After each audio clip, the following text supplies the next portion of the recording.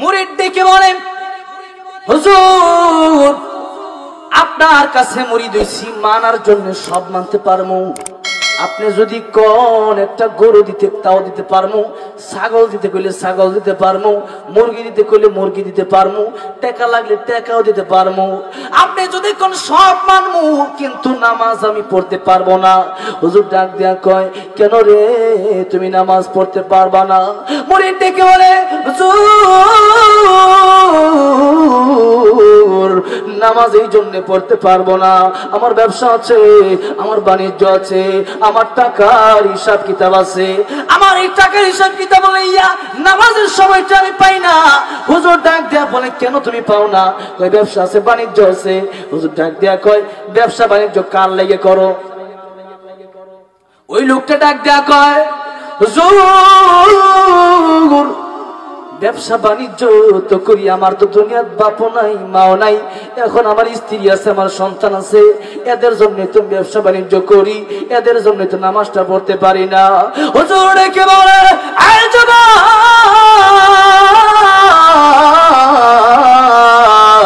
তুমি নামাজ তো স্ত্রীর জন্য পড়তে পারো না, নামাজ তো সন্তানের জন্য পড়তে পারো না।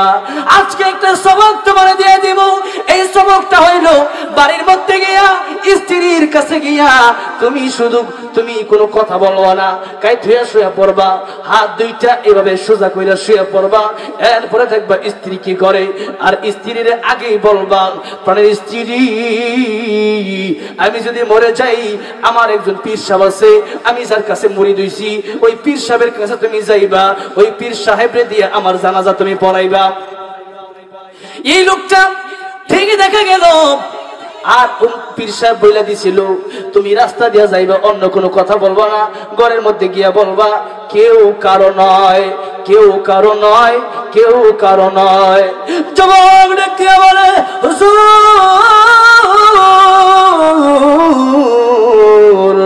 আপনি যে আমার এই জিকিরটা দিলেন, জিকির তো কত জিকিরই আছে, সুবহানাল্লাহ, আলহামদুলিল্লাহ, লা ইলাহা ইল্লাল্লাহ, লা ইলাহা ইল্লাল্লাহ, আর জোরে লা ইলাহা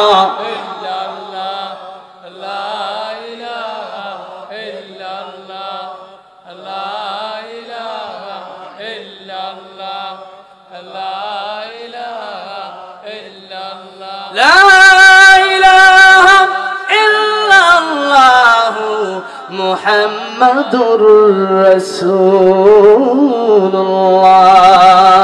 সবাই পড়েন সাল্লাল্লাহু আলাইহি ওয়াসাল্লাম। যুবক ডেকে বলেন, হুজুর কত জিকির আছে, সুবহানাল্লাহ আছে, আলহামদুলিল্লাহ আছে, লা ইলাহা ইল্লাল্লাহ আছে, আল্লাহু আকবার আছে, কোরআন শরীফের জিকির আছে, আমার এই জিকির না দিয়া এটা কেমন জিকির দিলেন গো হুজুর? কেউ কারো নয়, এই জিকিরটা আমারে আপনি কেন দিলেন? হুজুর ডাক দিয়া কয়, মুরিদ রে, যুবক রে, আমি তোমারে যেই জিকিরটা দিলাম, কোনো কথা বলার দরকার নাই, আমি যেটা বলছি ওইটা তুমি মানো, কামিয়াব হয়ে যাইবা, তুমি শুধু এই জিকিরটা করবা, কেউ কারো নয়। এই যুবকটা রাস্তা দিয়ে আইটা যায়, আর ডেকে ডেকে বলে, কেউ কারো নয়, কেউ কারো নয়, কেউ কারো নয়, কেউ কারো নয়। বাড়িতে আসছে, এবার দেখা যায় আজকে আসতে একটু দেরি হয়ে গেছে। স্ত্রী ডেকে বলে, প্রাণের স্বামী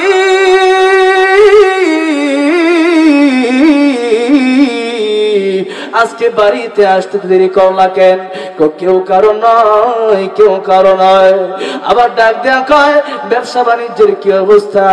কেউ কারো নয়, কেউ কারো নয়। স্ত্রী ডেকে বলে, অস্বামী আমার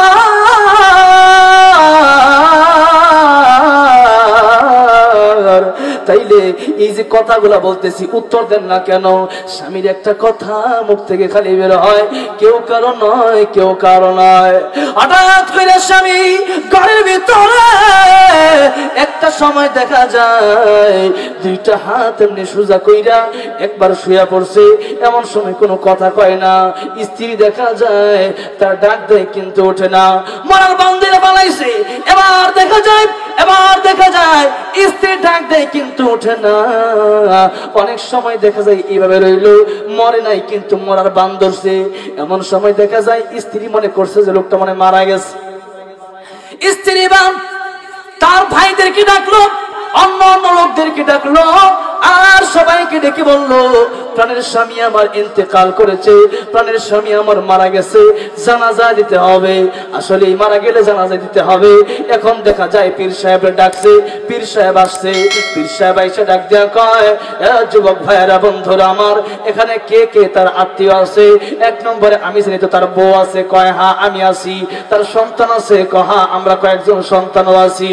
আর কয়েকজন দেখা যায় কয় হ্যাঁ আমরা তার ভাই আছি, আমরা তার বোন আছি। অনেক লোক দেখা যায় আত্মীয় স্বজন আছে।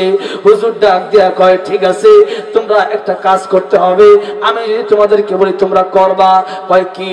কয় এমন একটা ঔষধ আমার কাছে আছে, যে ঔষধটা যদি আমি দেই তাহলে এই লোকটা জীবিত হয়ে যাইব। এই ঔষধটা তোমাদের মধ্যে তোমরা দিতে পারবা। এতক্ষণ দেখা যায় যখন মইরা গেছে, এই কথা যখন শুনছে বউ কান্দে, বাইরা কান্দে। এমন সময় অনেকেই ডাক দেয়া কয়, আল্লাহ আমার বাইরে তুমি কেলিগা লয়ে গেল, আমারে তুমি কেন নিলা না? আমার এই বাইরে রেখা আমারে তুমি লয়ে যাইতা। এই কথা বইলা কত মানুষ চিল্লায়, কিন্তু এখন হুজুর ডাক দেয়া কয় একটা ঔষধ আমি দিমু, ঔষধটা তোমাদের কাছে আছে। হুজুর ঔষধটা কি?